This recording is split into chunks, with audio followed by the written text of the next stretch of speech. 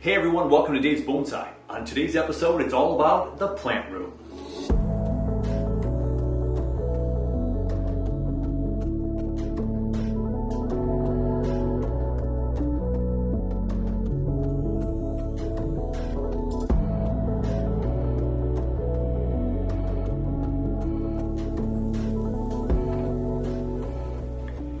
Well, here we go, making our way into the plant room for the first time in 2023 as the trees leave the outside glorious sunshine and come inside for the winter storage.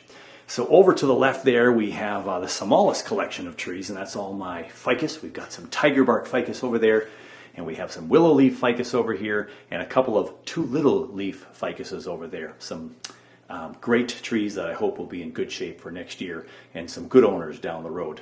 So it's that time of year where you have to decide if you're going to do the bonsai shuffle or if you're going to bring your plants in for the winter and fall. And so as I walked through my plant room, I decided to bring my trees in a little early today, or early this season I should say, because I have a lot going on with the PSGF and back at school, and even though temps are going to be in the 40s for another week yet, I brought them all inside. So here's my north-facing window down in the plant room, and we've got a lot of beautiful trees. We've got my forest here of the variegated Benjamina. We have the triangulus variegated cutting right there that's looking pretty sharp. And then it's mama plant over here. Look at all the growth on that guy. Left and right and out front here. Super nice. We've got the brush cherry right there. We've got some willow leaf ficuses. We've got the tiger bark right here from the workshop. And a couple of mother-in-law Scheffleras back there. Oh, and then the log. We have my log with my Benjamina variegated and also the Melina there with two little trees. I took a really fun picture of that one with our Minnesota Bonsai Society photo shoot. I can show you a picture of that right now. Yeah, that photo shoot was great, and so that tree turned out pretty good. Over by the fish tank ficus forest, it's no longer a forest, and it is now just some trees that I have to keep indoors. I've got some ficus there on the dry bed. We've got a couple of clippings from melon seed ficuses there. All three of those are melon seed. And this is one of my Minnesota Bonsai Society member trees I'm taking care of for her this year in the wintertime. She's gone on vacation. This is the Portucaria afra. And then we have the hibiscus tree over in the corner there below the big light, the video light right there. The hibiscus had over 30 buds this year. And we've cut them all off. We've got the air layer going on in there. We're going to check that air layer coming up real soon here down in the plant room. And so as we go back to the Portucaria afra area, we've got all kinds of trees back in this corner with the more purpley pink-hued lights. We've got some holiday cactuses back there. The Thanksgiving or Christmas, everyone. Thanksgiving. We've got the forest there. And then we've got all kinds of the PA cuttings. Some of my bigger PAs up top. And then my Giving Hands tree. If you haven't checked out the Giving Hands tree, check out that playlist for the Giving Hands. And we had to take out the boxwood is in there, and we have now a Portucaria after there. We'll see how that one pushes out growth here in this new winter season down in the plant room. A couple of jades back there. Down there we have some of our Premnas. And now it's time to talk about the elephant in the room. Yeah, this big ficus elephant. Standing at over 6 feet tall from the ground up, but from the top of the pot up, about 4.5, 5 feet tall for sure. This is a big ficus that belonged to a Minnesota Bonsai Society member who has a couple of smaller trees, but his wife said, hey, we have to get rid of this tree. And so he gave me the tree. This has been in the family for over 40 years. So this is a 40-year-old ficus, one of my oldest trees now that I have in my collection. And you can see right big here, a big chop here or an accident of some sort. It's almost completely healed, but it's quite a bulge and a little unsightly right now. Oh, we just lost one of our lights. And there's some curves up here, but what I want to show you is the Nabari.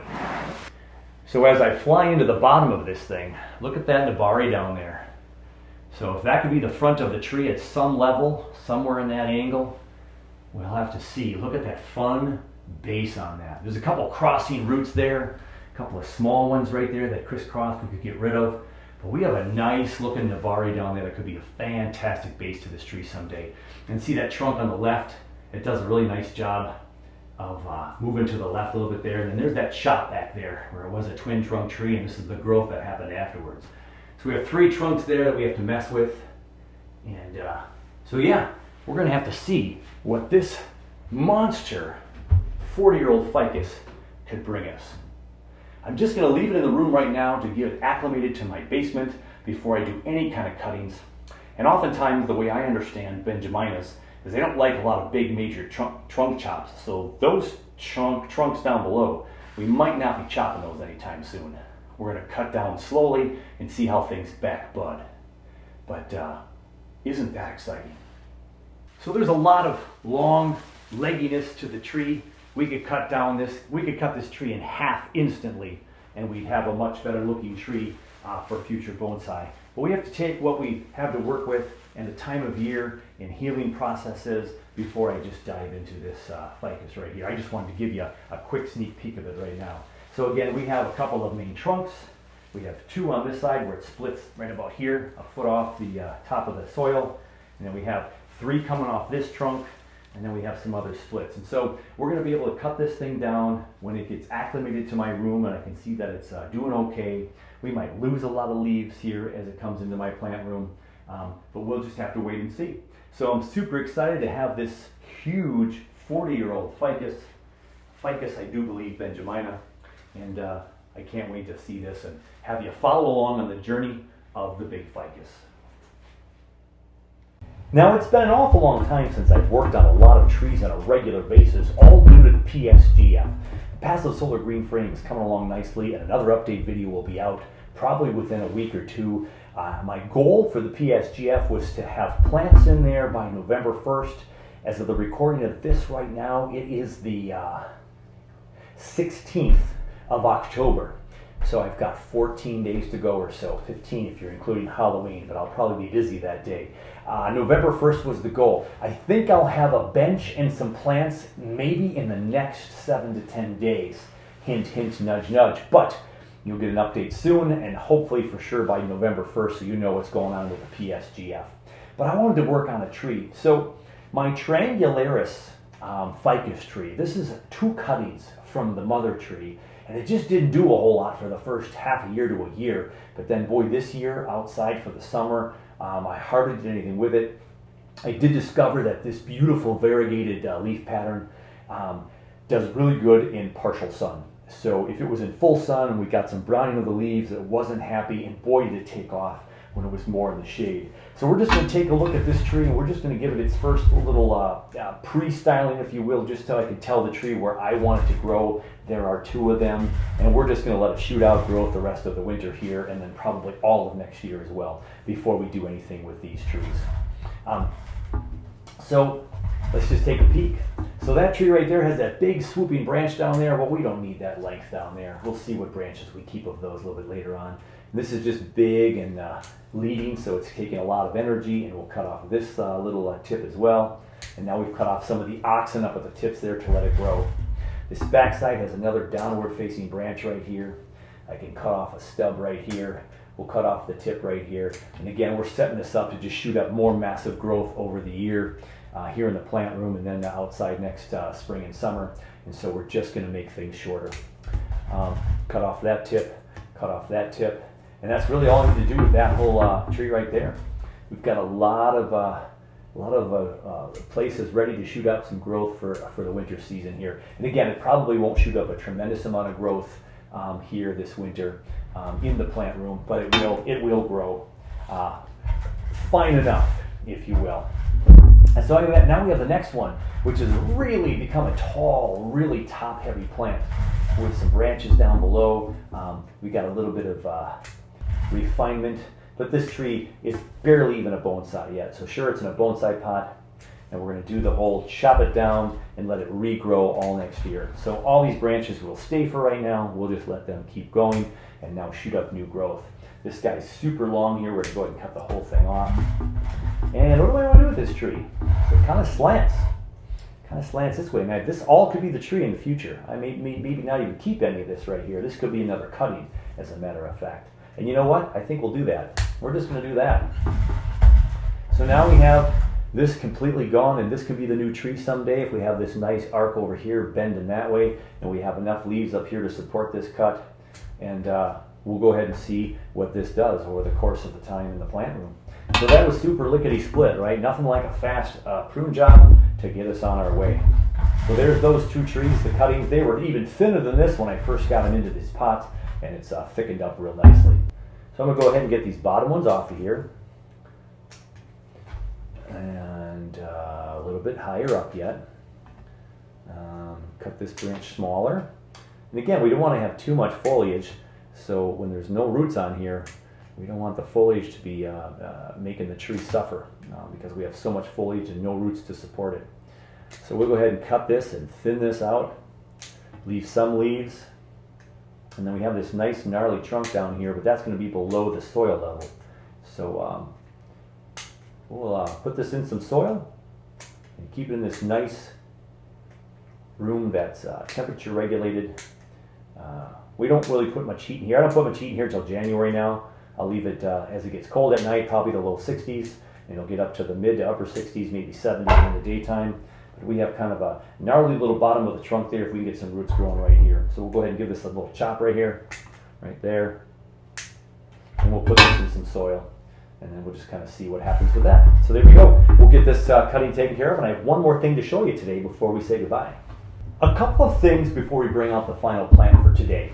So remember when you're bringing in your trees to the plant room, I didn't showcase that on this year's video, but remember to wash your trees out. So before I brought these plants in, I rinsed them all off with some horticultural oil, kind of like a neem oil, and some soap and water mixtures, and I sprayed them all down, let them sit for 10, 15, 20 minutes, and then hosed them down really well with the hose, and brought them into the plant room. So we got rid of any bugs that were still on there. We've had several nights in the low 40s, so a lot of bugs kind of going by the wayside now, and not a huge concern, but there's always something that you bring in from the outside. And so these plants should be all cleaned up and ready to go. So I also kind of scrubbed down some of the walls and the shelving of my plant room to get rid of any bacterial growth or any kind of fungus issues, if there's anything in here, mold, mildewy stuff, just to be safe. So I wiped those down, and of course I sprayed the trees before we brought them in. So make sure you're spraying your trees before you bring them in if you haven't done so already. Up here in the upper Midwest, you probably could keep a lot of your trees out when it's still into the 40s, a lot of the tropicals, but some of them don't like below 50.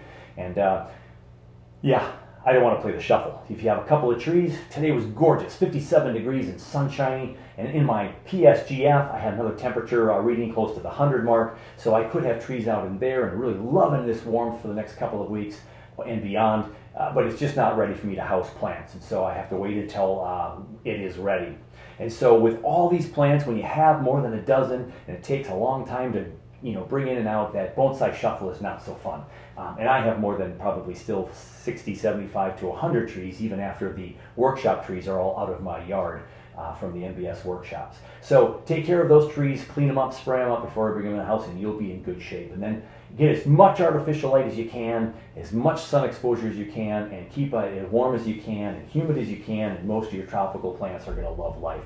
So one of my most popular videos to date are two of the same tree, and they are actually not a tree, they're a holiday cactus, affectionately known as the Christmas cactus, but really it's the Thanksgiving cactus, and you can watch the playlist of my Thanksgiving cactus to-dos, and this came from just a cutting from my wife's Thanksgiving cactus, and it has become kind of one of my favorite trees.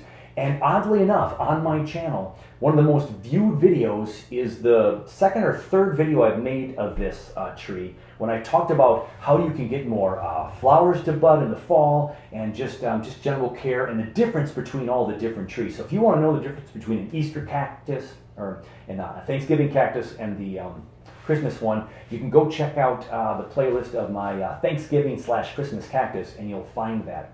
I also shared some tips on that one, how you can get more buds. So when you bring in your Christmas cactus or your Thanksgiving cactus or your Easter cactus from outside, and now it's going to be inside, a couple of the tricks, go back and watch that video, but I'm going to really quickly see if I can remember them all.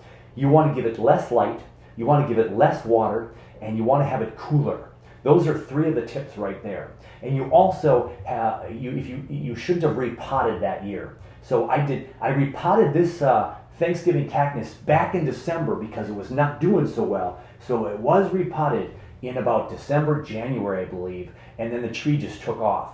And then this spring and summer, I've hardly done anything to this tree, and I'm going to bring it out right now. Again, you want to keep it darker, drier, cooler, and you want to make sure you haven't repotted it in that calendar year, and you'll probably get a lot of buds for the holiday season, which Thanksgiving is now just a month away. Hard to believe that. So here we go. Let's bring it in right now. So here is 35,000 views on the one video and about 30 something thousand on the other one of this Thanksgiving cactus. Now, some people in my own Minnesota Bonsai Club, or the club I'm a part of, it's not my own, they joke that's not a bonsai. But if you've watched enough of my channel, you'll know that I like to experiment with a lot of different things, as does my friend Nigel Saunders up there in Canada. Hey Nigel, big shout out to you. And I know he has some odd and unique trees that we continue to try to bonsai. Now, if you haven't noticed yet on this image, please look closely at all the tips of this Thanksgiving cactus. Now, I can't even begin to count all the buds, but I'm going to count this side real quick. 2, 4, 6, 8, 10, 12, 14, 16, 18, 20, 22, 24, 26, 28, 30, 32, 34, 36, 38, 40, 42, 44. I'm done. A third to a half of the tree, 50 buds. And that's not even up here where there's more doubles and some triples. There are over 100 buds on this tree. I don't know that they're all going to flower, but this thing could be this big, overwhelming, big poof of flowers and just drooping down with flower and amazement in the next weeks to come. So I will definitely do a show when this thing is in its prime or getting there along the stages, and then we'll do a show on how we're going to take care of this tree for the rest of the year. So let me give it a spin for you. I think you have the front view right there, and oh no, maybe I have the front. Here we go. You can see I've got some depth of field now this way too. It used to be kind of flat, used to be kind of narrow this way. It's starting to widen up here. Here's the other view now. Look at all those buds. You saw a whole bunch of buds. And that is the front of the tree. And then you come back over this way, and there's the back again. So look at all the buds on this Thanksgiving cactus. Dark place, not as much light, cooler, so I have it in a room that doesn't have any lights on during the day, just a north-facing window with a little bit of sunlight, cooler, and I haven't been watering this one as much as any of my other plants here. And of course, I haven't repotted this since last December, but if it was even another 6 months older, maybe I'd get even more buds. But I'm telling you, almost every tip of every branch has multiple buds on it. This is pretty amazing. This is the most success I've ever had with this cactus, to have this many flowers potentially. So we'll see how many of them survive, and we'll show you on one of the updates to come, and you'll be able to see this tree hopefully in all its glory. And so there you have it. The most viewed bonsai video on my channel is the Thanksgiving cactus, and it is ready to push out a lot of beautiful flowers. That is going to do it from the plant room today. A short and sweet video just kind of showing you my setup again. I do have a couple of new 600 watt LED lights for the window over there, the window bench. That used to have a great big kind of 4 foot shop light over there. Not nearly as bright. These two 600 watt bulbs are going to make these plants just so very happy. And they're about 35 bucks a piece online. You can find these 600 watt about 35 bucks or so. You get like 4 of them, 3 or 4 of them in a room like this. You have so much light. That's the one back here. There's 2 over there now, and 1 in that back room over there. I've got so much light, the plants are going to be very happy. Nothing next to the sun, but super, super bright. We've got the monster ficus to look forward to. I can't wait to start working on that, and a whole bunch of trees that we'll take care of, but not right now. I want them to acclimate to my room. I want them to get kind of used to this, see what kind of leaves go, hey, and turn yellow and fall off, because that happens with a lot of ficus trees. And we're just going to see what's going to happen over the course of the first month. Plus, I've got so much work I want to do in the PSGF. All of these are going to wait. We won't touch these until November, December, maybe even some of them until January. And we'll talk about that along the way. So until the PSGF update, and until we visit the plant room again, thanks for joining me. Thanks for hanging out. Hey, take care of you. Take care of your bonsai. And we'll catch you on the next one.